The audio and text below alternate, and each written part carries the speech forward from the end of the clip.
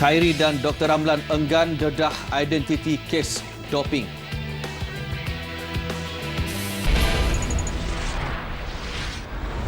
Selamat datang ke Nadi Arena, Nadi Sukan Malaysia. Pelbagai laporan akan dipaparkan hari ini. Tapi laporan yang nak kita bawakan yang pertama ini adalah mengenai kes doping. Ramai peminat-peminat sukan tertanya-tanya siapakah atlet berkenaan daripada sukan apa. Sebenarnya kita masih lagi belum mendapatkan jawapan. Tapi kita ada laporan mengenai kes doping ini. Misteri ikon sukan negara yang dikatakan gagal ujian doping terus cetus tanda tanya walaupun Menteri Belia dan Sukan Khairi Jamaluddin diasak pelbagai persoalan daripada media tempatan pada Selasa. Laporan Faris Zulkarnain. Khairi yang ditemui di Brickfield diajukan pelbagai persoalan mengenai siapa identiti ikon sukan berkenaan. Walaupun ramai sudah mengetahui ikon sukan berkenaan adalah atlet yang beraksi dalam acara badminton, Khairi tetap tenang menjawab pertanyaan media dan hanya akan mendedahkan identiti atlet itu selepas ujian sampel B didapati positif. Saya tidak akan umumkan nama atlet ataupun jenis sukan sehingga B sampel itu diuji. Ini bagi memberi perlindungan kepada atlet tersebut dan juga mematuhi peraturan yang ditetapkan oleh Persekutuan Antarabangsa Sukan yang berkenaan. Khairi pada masa sama memberitahu atlet berkenaan mahu menyaksikan sendiri bagaimana proses ujian sampel B dilakukan. Kita diberi kebenaran dalam peraturan World Anti-Doping Agency ini untuk menghantar sama ada atlet sendiri ataupun wakil untuk menyaksikan proses pembukaan botol air kencing. Apabila ujian itu dibuat dahulu, dia ambil 2 sampel. Jadi 1 sampel itu disimpan. Jadi mereka bagi kita kebenaran, hak kepada atlet untuk menyaksikan pembukaan sampel itu. Kronologi insiden ini bermula pada 1 Oktober lalu apabila agensi anti-doping dunia WADA mengesahkan atlet terbabit gagal ujian doping sampel A dan memberi tempoh sehingga 17 Oktober untuk memaklumkan sama ada mahu sampel B diuji. Atlet berkenaan bagaimanapun pada 16 Oktober sudah memaklumkan bahawa beliau mahu sampel B diuji. Satu pasukan khas telah ditubuhkan dengan diketuai Datuk Dr. Ramlan Abdul Aziz sambil dibantu Ketua Unit Agensi Anti-Doping Malaysia Adamas, Nishai Kumar. Turut ambil sikap sama Ketua Pegawai Eksekutif Institut Sukan Negara Datuk Dr. Ramlan Aziz yang juga enggan mendedahkan identiti atlet negara yang gagal ujian doping itu. Namun, Ramlan tidak menolak keputusan ujian sampel B atlet terbabit mungkin mengambil masa yang lama. Sekarang ni involve bigger icon, our sports icon. So, I wouldn't know.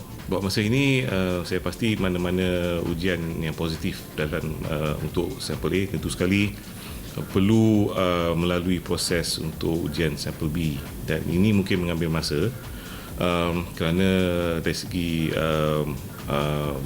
urutan tindakan dan oleh kerana ia dalam tindakan oleh pihak yang berkenaan, tentu sekali kita bukan saja menghormati proses itu tapi juga kita harus menjaga keperluan ataupun hak asasi pemain yang berkenaan.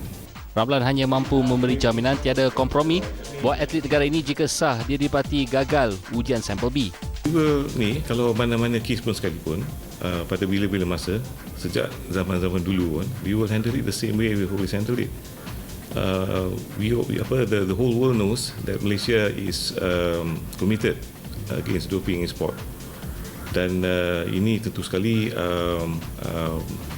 memberi kita suatu food for thought in terms of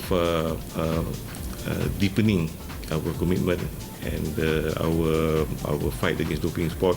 Atlet negara terbabit memang diketahui umum dijaga rapi ASN namun masih terdapat kelemahan terhadap kawalan bahan yang diambil serta pemahaman terhadap bahan terlarang. Kita harus pertingkatkan bukan saja dari segi menyebarkan maklumat tetapi untuk memberi pendidikan yang ada impact sehingga mendapatkan kesan terhadap perilaku dan sikap semua atlet negara kita. Seandainya benda ni benar-benar berlaku, saya rasa kita amat satu negara sangat memalukanlah dengan kejadian seperti ini. Dan kita tidak nafikan kemungkinan dengan adanya faktor-faktor seperti